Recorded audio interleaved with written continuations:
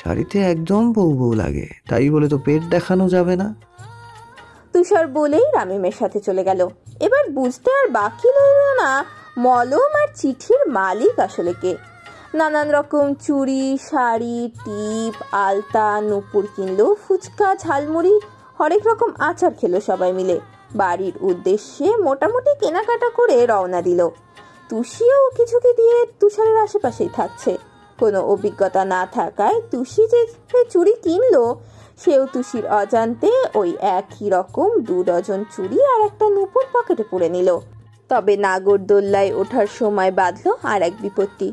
তুষির সাথে বসেছে তুষার আর জান্নাত, আর এক পাশে তানহা, রিমি আর রিমি। যখনই নাগরদোল্লা উপর থেকে নিচের দিকে নামতে শুরু করলো, তুষি দিল এক চিৎকার। ভয়ে তুষারের হাত জুড়ে নখ দাবিয়ে দিল। এরপরও ক্ষান্ত হলো না, কান্না শুরু করতে চিল্লাতে লাগলো। তুষার ব্যথা তো পাচ্ছেই, তবুও তুষির ভয়ের জন্য কিচ্ছু বলতে পারছে না। এরপর আলতো করে কাঁধ ধরে রাখলো। নাগরদোল্লা থেকে নেমে ভয়ে কাঁপতে লাগলো তুষি। এরপরও ভাব নিয়ে বলল, দুলা ভাই শোনো না, চলো আবার নাগরদোলায় উঠি, এবার আর ভয় পাবো না। তুষার অবাক হয়ে শুনল সব কথা। এরপর দিল এক ধমক। বেয়াদব দেখেছি, তবে তোর মতো ডাইনি দেখিনি। দেখ হাতের অবস্থা, উঠলে তো ঠিক ভ্যাভ্যা করে কাঁদিস। এখন আবার যেতে চাস তো বল, তোকে উপরে রেখে দেবো আজ সারা রাত। সবাই ওর দশা দেখে ঠোঁট টিপে হাসছে। রামিম এবার বাসায় যাওয়ার জন্য তাড়া দিল। সন্ধ্যা প্রায় হয়ে এসেছে। ব্যস্ত রাস্তায় তারা 6 জন হেঁটে হেঁটে এগোচ্ছে। সাথে খুশ গল্প তো আছেই।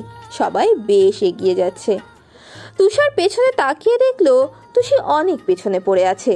তুষি এক হাতে পড়া চুড়িগুলো নড়ে চড়ে দেখছে আর হাঁটছে। এমন সময় হোঁচট খেয়ে পড়ে যেতে নিলেই তুষার হাতটা খপ করে ধরে ফেললো। হাত ছেড়ে আধো আধো অন্ধকারে বুক পকেট থেকে লাল কালো চুড়িগুলো হাতে নিয়ে তুষির হাতে শক্ত করে চেপে ধরে একে একে পরিয়ে দিতে লাগলো। তুষি ওর মুখ পানে চেয়ে দেখলো সে খুব যত্ন আর ভালোবাসা নিয়ে চুড়িগুলো পরাচ্ছে। একে একে সকল অভিমান আর অভিযোগ সবগুলো মুহূর্তেই লজ্জা পেয়ে দূরে কোথাও উধাও হয়ে গেল। যাওয়ার আগে চুপি চুপি বলে গেল, এই ছোট ছোট আদুরে ভালোবাসা যত্নের মধ্যে আমরা তো খুবই ঠুনকো। এক ধ্যানে তাকিয়ে থাকতেই কানে ঝাঁঝলো। এক চাঁদকে সাক্ষী রেখে আমার নিজস্ব চাঁদের হাতে ভালোবাসা মিশিয়ে দিলাম, যাতে আকাশের চাঁদ আমার নিজের চাঁদকে দেখে ভীষণ হিংসে করে। এর জন্য তার সামনে অল্পখানি খুব যত্নে কেনা ভালোবাসা পরিয়ে দিলাম। এ কথা বলে এক মুহূর্ত দেরি না করে চুড়ি পরানো হাতে একটি গাঢ় চুমু খেলো। ঘোরলাগা কণ্ঠে শোধালো, এটা ছিল কালকের রাতের পাওয়া। আমি কখনো কারো দেনা পাওনা বাকি রাখি না, মনে রাখিস। তবে কালকের চুমুটা ভীষণ মিষ্টি ছিল। তুষি হা করে শুধু এসব দেখেই গেল। শেষের কথা শুনেই সে থমকে গেল। কার রাতের চুমু মানে? কি করেছে সে? জ্বরের ঘোরে আবল তাবল কিছু করে ফেলেনি তো? লজ্জায় চোখ মুখ লাল হয়ে গেল তুষির। কান দিয়ে ধোঁয়া বের হলো।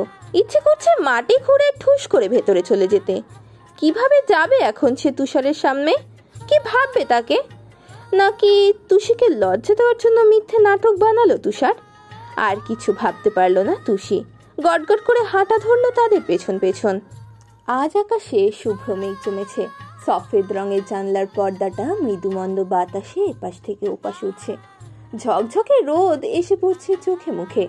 দূরের কোথাও হয়তো বা কয়েকটা পাখি কিচিরমিচির শব্দ তুলছে। মাত্রই চা নাস্তা শেষ করে বেশ ভাবুক দৃষ্টিতে দূরের আকাশের দিকে তাকিয়ে আছে তুষি। আজ তানহার চলে যাওয়ার দিন।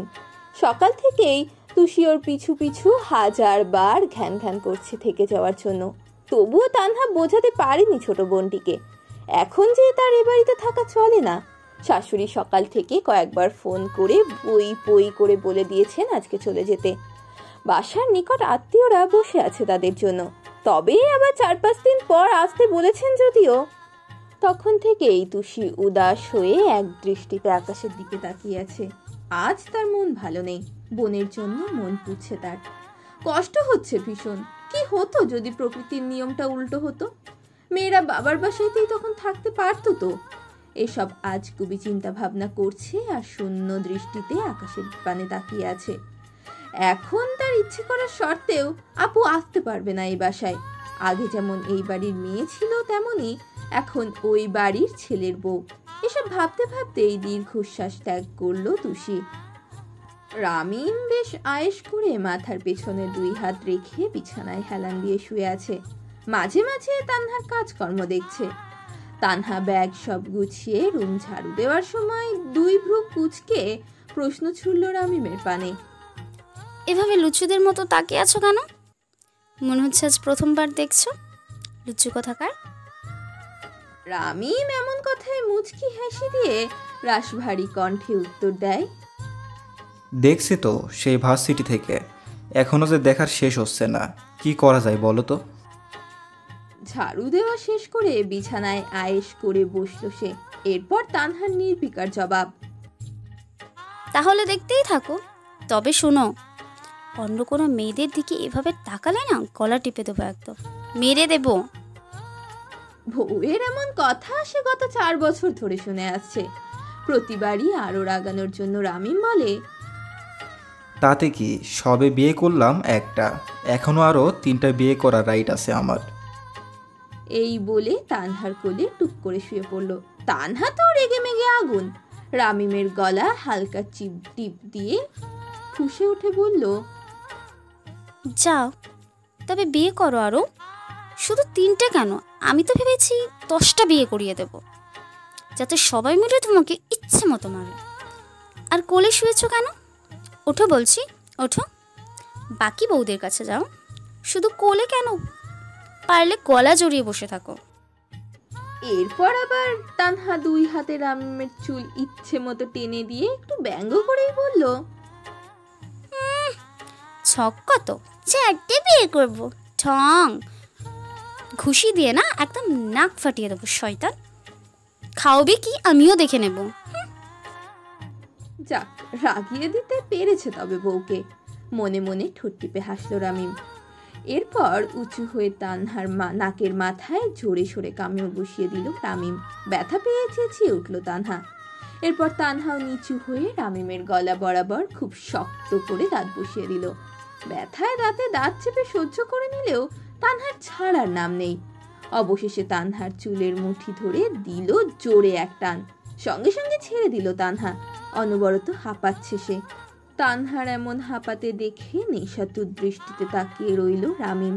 কোনো কিছু না ভেবেই তানহাকে 2 হাতে শক্ত করে ধরে বিছানায় শুইয়ে নিজের অধরের সাথে তানহার অধর মিলিয়ে দিল।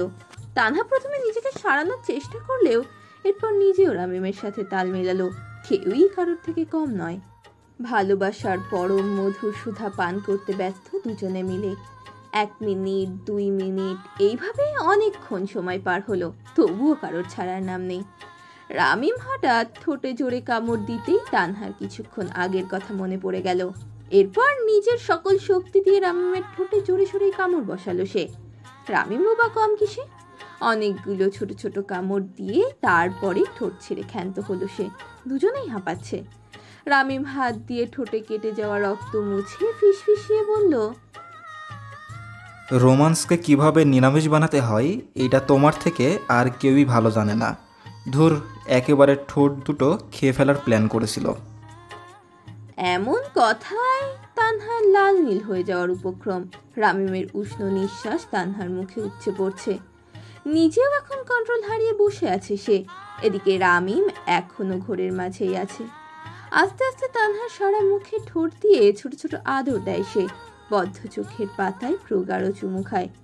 এরপর 2 হাতে শক্ত করে জড়িয়ে ধরে গলায় মুখ গুজে শুয়ে পড়ে। এদিকে তানহার অবস্থা বেহাল, হাত পা থরথর করে কাঁপছে। এই মানুষটা এত কাছে আসলেই কেমন কেমন যেন লাগে তার।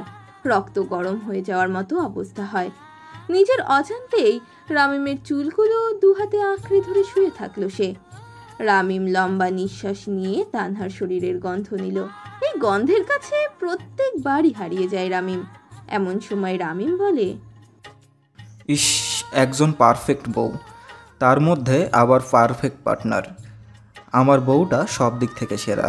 একটু আগে কিভাবে পারফেক্টলি চুমু খেলো আমাকে। আই এম ইমপ্রেসড পিয়সী। এই কথা বলেই কানের লতিতে ছোট্ট করে কামড় দিল। তানহা এহেন কাণ্ডে রামিমের পিঠে কয়েকটা কিল ঘুষি বসিয়ে দিল। এরপর দুই হাতে শক্ত করে চুল টেনে ধরে শুয়ে থাকলো। গলায় মুখ গুজে ওভাবে হেসে দিল রামিম। তার প্রাণহরিণী বিহারিণী, এত বছরের কত চাওয়া পাওয়া, কাছে আসা সব যেন আস্তে আস্তে পূরণ হচ্ছে। তাদের ভালোবাসা পূর্ণতা ঘটছে।